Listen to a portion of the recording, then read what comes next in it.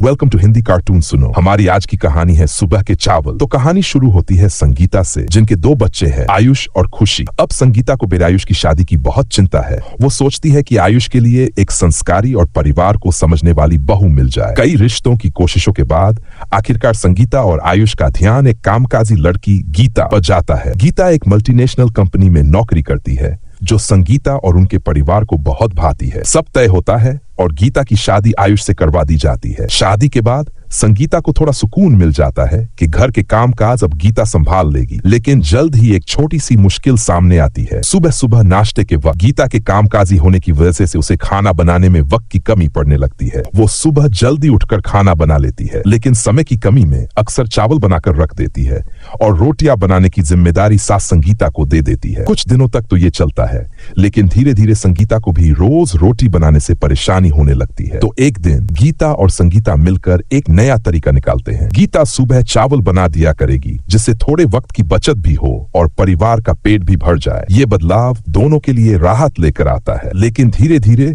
परिवार को खाने में एक करसता महसूस होने लगती है। सबको अब हर समय चावल खाने का थोड़ा बोरियत होने लगती है और यही कहानी में नया मोड़ आता है। गीता अपने खाने में विविधता लाने का निश्चय करती है। अब वह बचे हुए चावल से तरह तरह के व्यंजन बनाती है।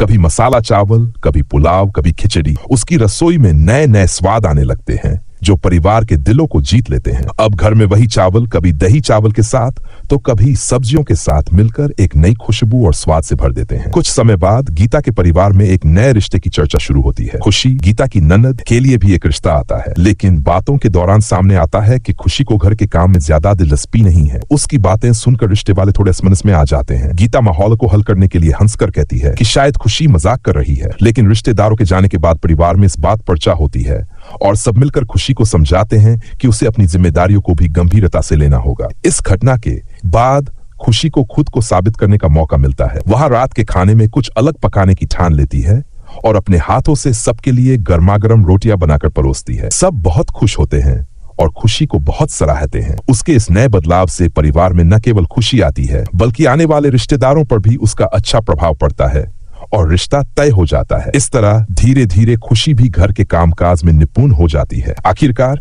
गीता का सुबह का चावल परिवार के लिए केवल एक भोजन नहीं, बल्कि एक साधन बन जाता है, जिसने सभी के बीच प्यार और समझ का एक नया रिश्ता पन पाया। इस कहानी से हमें ये सीख मिलती है कि बदलाव के छोटे छोटे कदम भी कभी कभी बहुत बड़े परिणाम ला सकते हैं। तो दोस्तों, ये थी हमारी आज की कहानी सुबह के चावल। अगर कहानी अच्छी लगी हो तो लाइक और सब्सक्राइब करना मत भूलना।